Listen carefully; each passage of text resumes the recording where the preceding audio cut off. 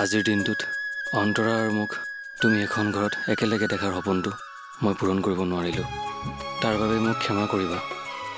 অনুৰাগ, না মই তোমাক খং কৰিম না মই তোমাক গালি পাৰিম। চুইটি মোৰ লগত থাকিলে এইখন ঘৰত মই ভৰি দিবও নাহোঁ আৰু তোমাৰ মুখ চাবও নাহোঁ।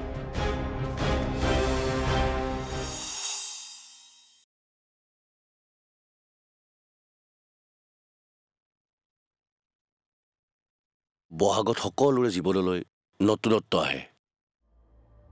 আমাৰ জীৱনলৈ নতুনত্ব নাহিব নেকি? দেউতা,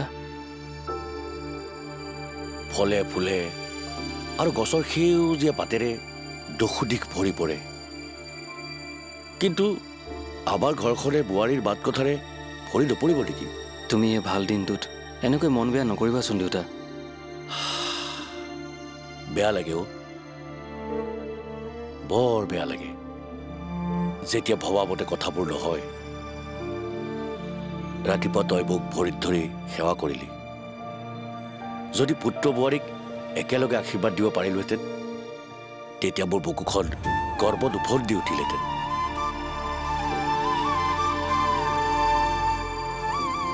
আজিৰ দিনটোত ঘৰলৈ আলহী অতিথি আহিলেহেঁতেন। বোৱাৰী আলহীক চাহ জলপানৰ যোগান ধৰিলেহেঁতেন আৰু আমি সকলোৱে মিলি বাছে বগহে এসাঁজ ভাত খালোহেঁতেন। কিন্তু সেই সপোন পূৰণ নহবই কিজানি।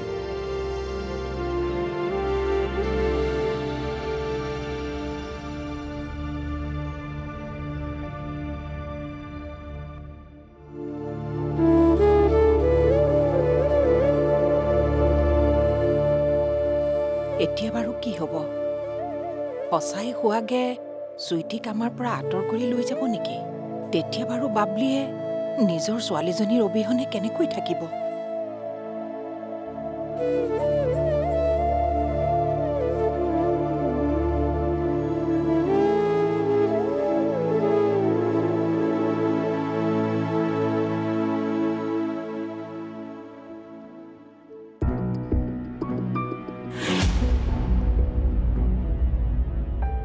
তোমাক চালে মোৰ চাই থাকিবলৈ মন গৈছিল, কথা পাতিলে পাতি থাকিবলৈ মন গৈছিল। তোমাৰ লগত গোটেই জীৱন পাৰ কৰাৰ সপোন দেখিছিলোঁ মই। কিন্তু তুমি মোক কি দিলা? মাত্ৰ ইগনোৰেঞ্চ। আগৰ কথাবোৰ বাদ দিয়া। নিদিও বাদ। মই খঙাল হয়, জেদি হয়, মই মানুহৰ লগত কথাও ক'ব নাজানো। কিন্তু তোমাৰ প্ৰতি ভালপোৱা মোৰ মিছা নাছিল।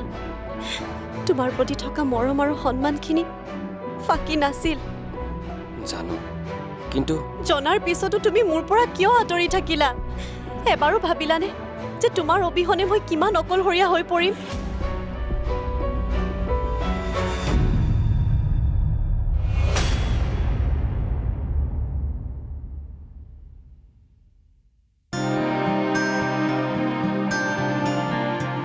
আপুনি অকণমান ৰেষ্ট কৰক, মই পাকঘৰৰ পৰা আহোঁ। ঠিক আছে। শুনাচোন, কওকচোন। তোমাৰ কানায়ে মোক বাৰু বেয়া পাইছে নেকি? মানে তুমি যাক পূজা কৰা সেই কানায়ে মোক বেয়া পাইছে নেকি? কি যে কথাবোৰ কৈ আছে? নাই, বেয়া পাবও পাৰে কানাইৰ ভক্তক খং কৰাৰ কাৰণে। তাতে আকৌ মোৰ কমপ্লেইনো কৰিছা যে। মই কৰিছোঁ? অঁ, কান্দি কান্দি মোৰ বিষয়ে কমপ্লেইন কৰি থকা মই দেখিছিলোঁ নহয়। কমপ্লেইন কৰা নাই, মনৰ কথাহে পাতিছোঁ। কানায়ে তোমাৰ লগত কথাও পাতে নেকি? আৰু তোমাৰ কথা শুনেও নেকি? মোক বুজে, সেইকাৰণে মনটো বেয়া লাগি থাকিলে কানাইৰ লগত কথা পাতিলে মনটো পাতল হোৱা যেন পাওঁ আৰু শক্তি পোৱা যেনো লাগে। তেনেহ'লে নেক্সট টাইম তুমি কানাইৰ লগত কথা পাতিলে মোৰ কথাও ক'বাচোন, মোৰ খংটো কমাই দিবলৈ।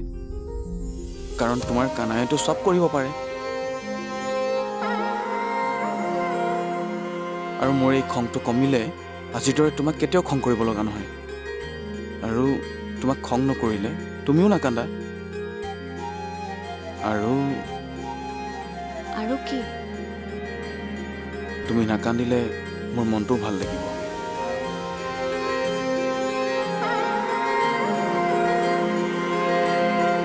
এতিয়াৰে পৰা সম্পূৰ্ণ খণ্ড উপভোগ কৰক কেবল টিভিত ৰং চেনেলত।